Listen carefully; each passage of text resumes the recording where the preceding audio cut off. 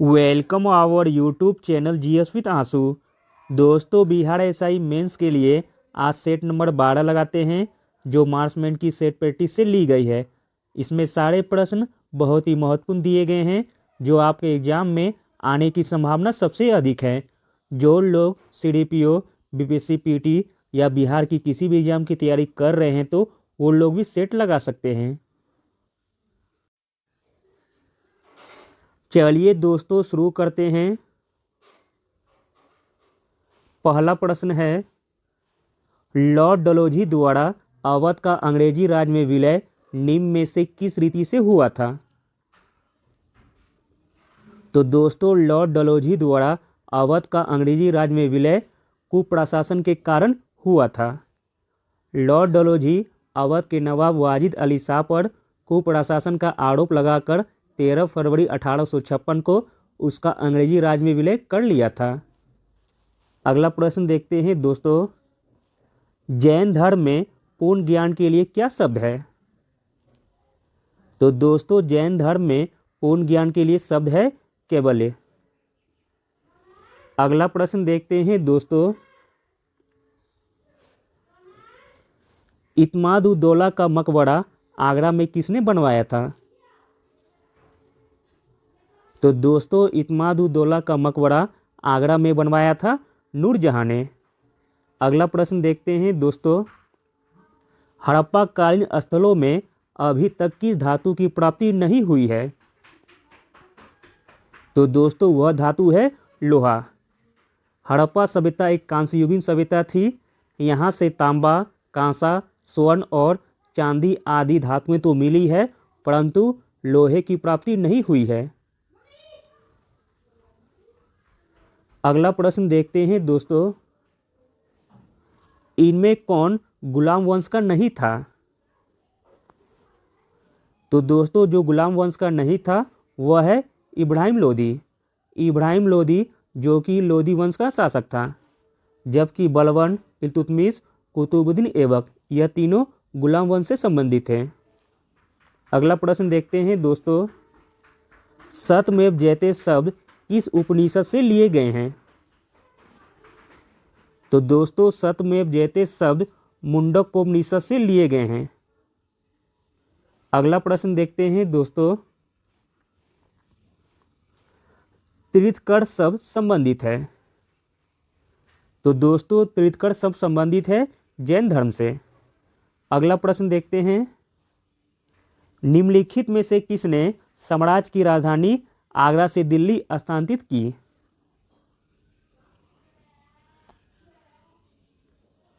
तो दोस्तों, आगरा से दिल्ली स्थानांतरित की थी शाहजहां ने। ऑप्शन सी हो जाएगा सही। अगला प्रश्न देखते हैं दोस्तों, निम्न में से कौन नूरजहां के गुट का सदस्य नहीं था? तो दोस्तों, जो नूरजहां के गुट का सदस्य नहीं था वह है जहांगीर। जहांगीर से विवाह के बाद नूरजहां ने नूरजहां गुट का निर्माण किया। इस गुट के प्रमुख सदस्य थे मिर्जा गियास बेग, असमत बेगम, आसफ खां तथा शहजादा खुर्रम। अगला प्रश्न देखते हैं दोस्तों, सिंधु घाटी संस्कृति वैदिक सभ्यता से भिन्न थी क्योंकि इसके पास विकसित शहरी जीवन की सुविधाएं थी। इसके पास चित्रलेखीय लिपि थी। इसके पास लोहे और रक्षा शस्त्रों के ज्ञान का अभाव था। इस प्रकार ऑप्शन डी हो जाएगा सही, उपरोक्त सभी। अगला प्रश्न देखते हैं दोस्तों, राजा राम मोहन राय द्वारा स्थापित प्रथम संस्था थी?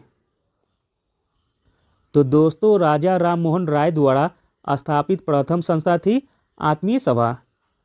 आत्मीय सभा जिसकी स्थापना 1815 में की गई थी। अगला प्रश्न देखते हैं दोस्तों, हिंदुस्तान सोशलिस्ट रिपब्लिकन एसोसिएशन गठित की गई थी?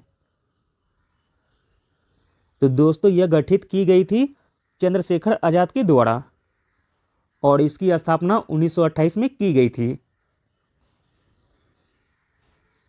अगला प्रश्न देखते हैं दोस्तों, निम्नलिखित में से किस अधिनियम द्वारा संवैधानिक निरंकुशता का सिद्धांत प्रवर्तित किया गया? तो दोस्तों वह अधिनियम है 1935 का भारत सरकार अधिनियम।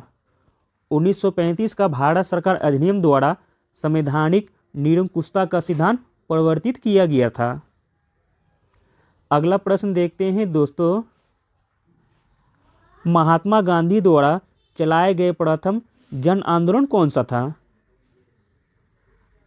तो दोस्तों महात्मा गांधी द्वारा चलाए गए प्रथम जन आंदोलन था असहयोग आंदोलन, जो कि 1920 से लेकर 1922 तक हुआ था। अगला प्रश्न देखते हैं दोस्तों, बंगाल में ब्रिटेन की वस्तुओं के बहिष्कार का सुझाव सर्वप्रथम किसने दिया था? तो दोस्तों बंगाल में ब्रिटेन की वस्तुओं के बहिष्कार का सुझाव सर्वप्रथम दिया था कृष्ण कुमार मित्र ने। अगला प्रश्न देखते हैं दोस्तों, कौन सी घटना सबसे पहले हुई थी? इन चारों ऑप्शन में आपको बताना है। तो दोस्तों ऑप्शन के अनुसार हो जाएगा चंपारण सत्याग्रह, जो कि 1917 में हुआ था, जबकि खेड़ा सत्याग्रह वर्ष 1918 में हुआ था, सविनय अवज्ञा आंदोलन वर्ष 1930 में हुआ था और असहयोग आंदोलन 1920 में हुआ था। अगला प्रश्न देखते हैं दोस्तों, पंजाब केसरी की उपाधि किसको दी गई थी? तो दोस्तों पंजाब केसरी की उपाधि दी गई थी लाला लाजपत राय को। ऑप्शन सी हो जाएगा सही। अगला प्रश्न देखते हैं दोस्तों, कौन भारतीय क्रांति की मां कहलाती है? तो दोस्तों भारतीय क्रांति की मां कहलाती है भिकाजी रुस्तम कामा। अगला प्रश्न देखते हैं दोस्तों, आजाद हिंद फौज का प्रधान कार्यालय कहाँ स्थित था? तो दोस्तों आजाद हिंद फौज का प्रधान कार्यालय स्थित था रंगून में। अगला प्रश्न देखते हैं दोस्तों, वर्ष 1905 में बंगाल विभाजन किस वायसराय ने किया था? तो दोस्तों 1905 में बंगाल विभाजन लॉर्ड कर्जन ने किया था। अगला प्रश्न देखते हैं दोस्तों, उत्तरी गोलार्ध में वर्ष का सबसे छोटा दिन कब होता है? तो दोस्तों उत्तरी गोलार्ध में वर्ष का सबसे छोटा दिन होता है 22 दिसंबर को। अगला प्रश्न देखते हैं दोस्तों, एशिया की सबसे लंबी नदी कौन सी है? तो दोस्तों एशिया की सबसे लंबी नदी है यांगटीसी क्यांग, जिसकी लंबाई है 6300 किलोमीटर। अगला प्रश्न देखते हैं दोस्तों, निम्नलिखित समूहों में से कौन सा पूर्व से पश्चिम की ओर पर्वत शिखरों का सही क्रम है? पूर्व से पश्चिम की ओर आपको सजाना है। तो दोस्तों इसका राइट आंसर हो जाएगा ऑप्शन बी कंचनजंगा, फिर एवरेस्ट, फिर अन्नपूर्णा, फिर धौलागिरी। अगला प्रश्न देखते हैं दोस्तों, निम्नलिखित में से कौन सा सबसे गहरा सागर है? तो दोस्तों सबसे गहरा सागर हो जाएगा दक्षिण चीन सागर, जिसकी लंबाई है 5016 मीटर।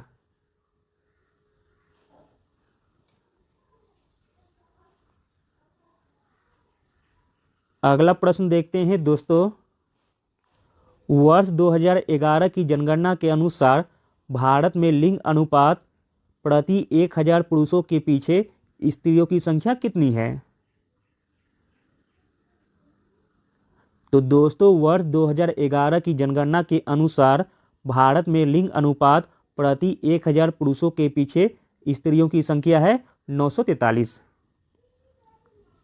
अगला प्रश्न देखते हैं, अंतर्राष्ट्रीय दिनांक रेखा खींची जाती है? तो दोस्तों अंतर्राष्ट्रीय दिनांक रेखा खींची जाती है प्रशांत महासागर से होकर। अगला प्रश्न देखते हैं दोस्तों, निम्नलिखित में से कौन सी नदियां बंगाल की खाड़ी में गिरती है? तो दोस्तों वह नदियां हैं गंगा, ब्रह्मपुत्र तथा गोदावरी और महानदी कृष्णा तथा कावेरी। इस प्रकार ऑप्शन डी हो जाएगा सही, ए और बी दोनों। अगला प्रश्न देखते हैं दोस्तों, किन दो पर्वत श्रेणियों के मध्य कश्मीर घाटी स्थित है?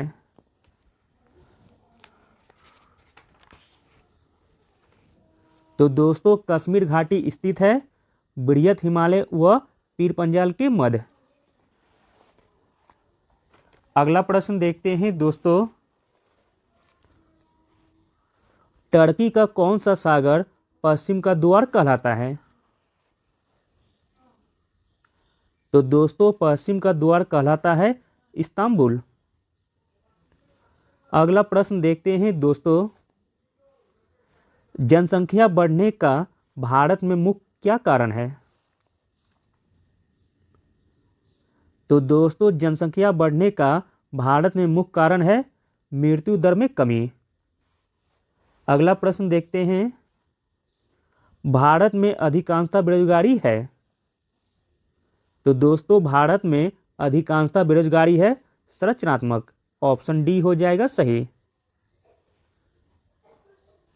अगला प्रश्न देखते हैं दोस्तों, भूमि विकास बैंक भाग है? तो दोस्तों भूमि विकास बैंक भाग है सहकारी साक्ष्य रचना का।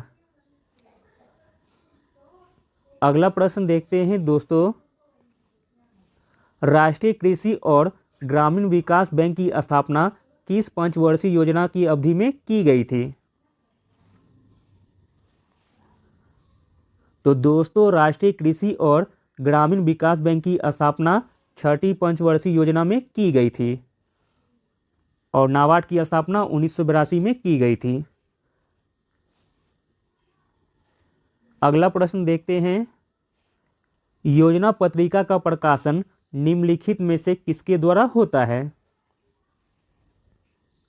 तो दोस्तों योजना पत्रिका का प्रकाशन किया जाता है सूचना एवं प्रसारण मंत्रालय के द्वारा।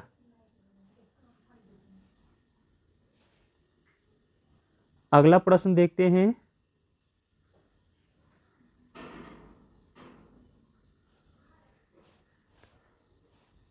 भारतीय अर्थव्यवस्था के उदारीकरण का अग्रदूत किसको कहा जाता है? तो दोस्तों भारतीय अर्थव्यवस्था के उदारीकरण का अग्रदूत कहा जाता है डॉक्टर मनमोहन सिंह को। अगला प्रश्न देखते हैं दोस्तों, हरित क्रांति किससे संबंधित है? तो दोस्तों हरित क्रांति संबंधित है गेहूं उत्पादन से। अगला प्रश्न देखते हैं दोस्तों, मेक इन इंडिया कार्यक्रम आरंभ किया गया था? तो दोस्तों मेक इन इंडिया कार्यक्रम आरंभ किया गया था सितंबर 2014 में। अगला प्रश्न देखते हैं दोस्तों, किसको अर्थशास्त्र का पितामह कहा जाता है? तो दोस्तों अर्थशास्त्र का पितामह कहा जाता है एडम स्मिथ को। अगला प्रश्न देखते हैं दोस्तों, प्रथम पंचवर्षीय योजना का मुख्य लक्ष्य क्या था? तो दोस्तों प्रथम पंचवर्षीय योजना का मुख्य उद्देश्य था सिंचाई एवं विद्युत परियोजना सहित कृषि का विकास करना।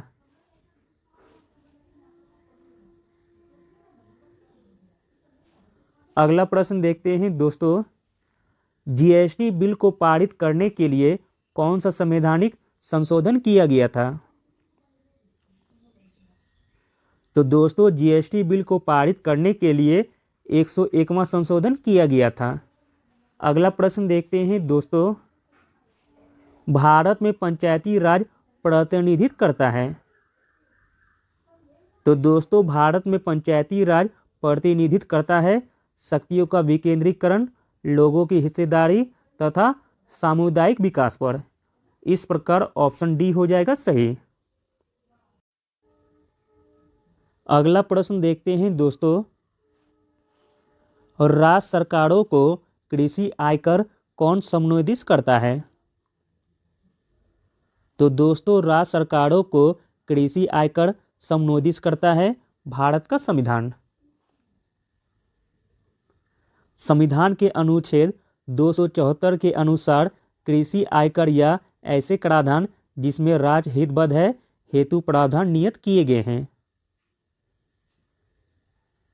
अगला प्रश्न देखते हैं, भारतीय प्रशासनिक ढांचा का मॉडल निम्नलिखित में से किस देश से लिया गया है?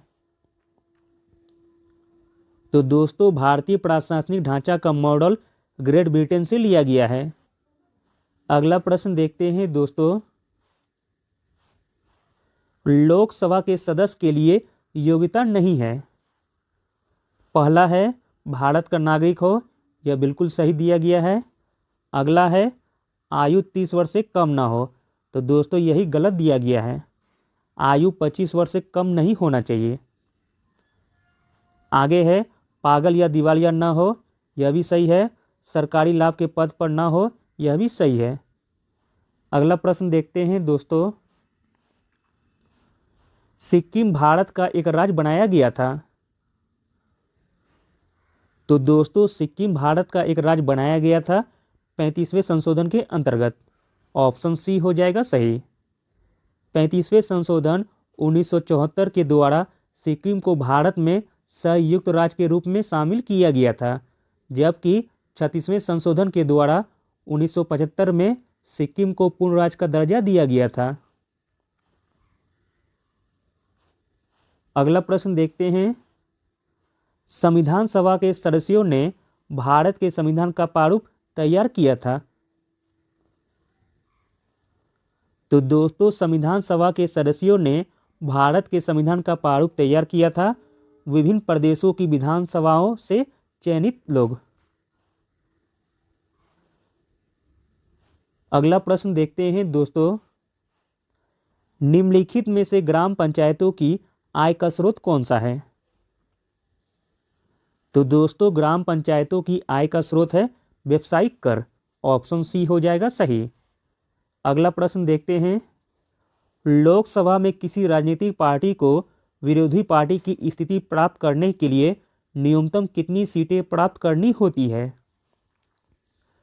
तो दोस्तों न्यूनतम 10% सीटें प्राप्त करनी होती है।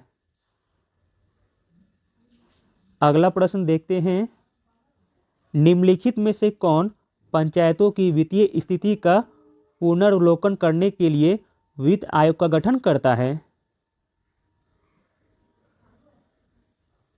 तो दोस्तों पंचायतों की वित्तीय स्थिति का पुनर्वलोकन करने के लिए वित्त आयोग का गठन करता है संबंधित राज्य का राज्यपाल। अगला प्रश्न देखते हैं, पंचायती राज का प्रधान लक्ष्य क्या है? तो दोस्तों पंचायती राज का प्रधान लक्ष्य है ग्रामवासियों में शक्ति का विकेंद्रीकरण। अगला प्रश्न देखते हैं, पदार्थ के संवेग और वेग के अनुपात में कौन सी भौतिक राशि प्राप्त की जाती है? तो दोस्तों पदार्थ के संवेग और वेग के अनुपात में द्रव्यमान भौतिक राशि प्राप्त की जाती है। द्रव्यमान बराबर होता है दोस्तों संवेग बटा वेग। अगला प्रश्न देखते हैं दोस्तों, एक ट्रेन जैसे ही चलना आरंभ करती है उनमें बैठे यात्री सिर पीछे की ओर झुक जाता है, इसका कारण क्या है? तो दोस्तों इसका कारण है स्थिरता का जड़त्व।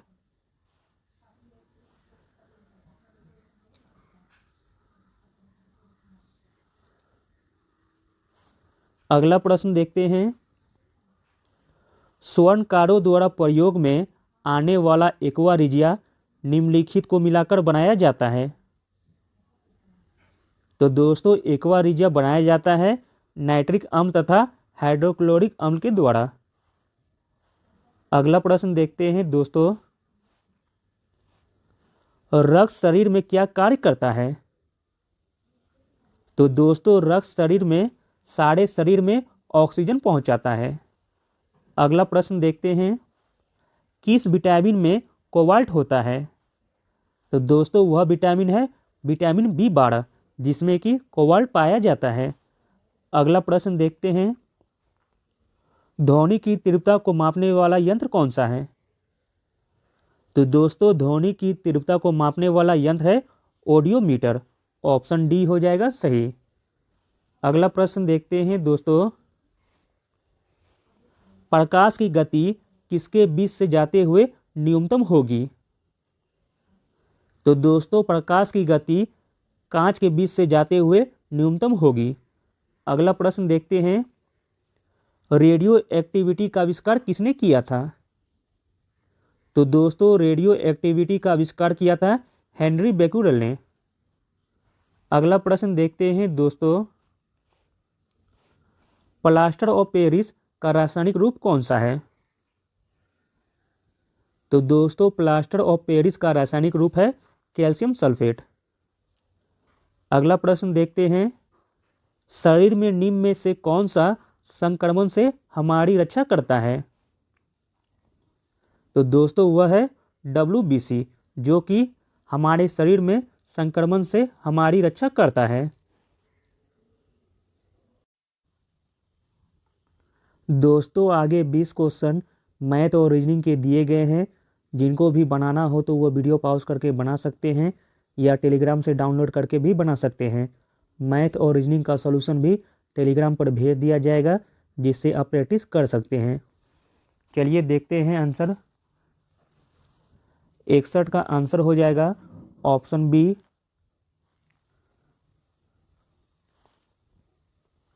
62 का आंसर होगा ऑप्शन बी।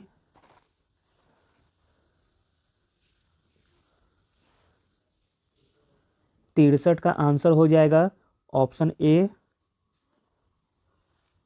64 का आंसर होगा ऑप्शन बी। 65 का आंसर होगा ऑप्शन बी।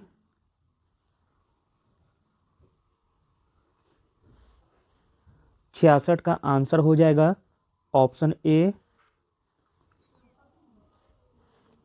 67 का आंसर होगा ऑप्शन ए।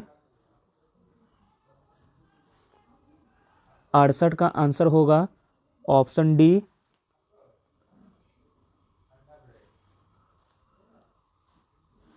69 का आंसर हो जाएगा ऑप्शन बी।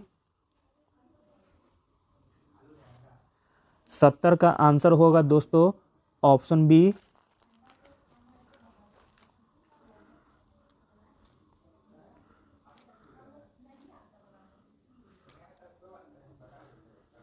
71 का आंसर हो जाएगा दोस्तों ऑप्शन सी। 72 का आंसर हो जाएगा ऑप्शन डी। 73 का आंसर हो जाएगा ऑप्शन डी। 74 का आंसर होगा ऑप्शन डी।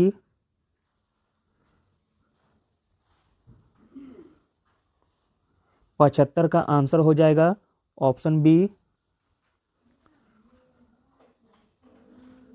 76 का आंसर होगा ऑप्शन बी। 77 का आंसर होगा ऑप्शन डी।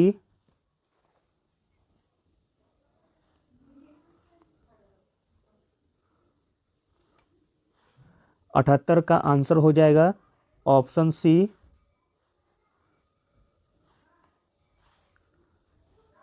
79 का आंसर होगा ऑप्शन ए।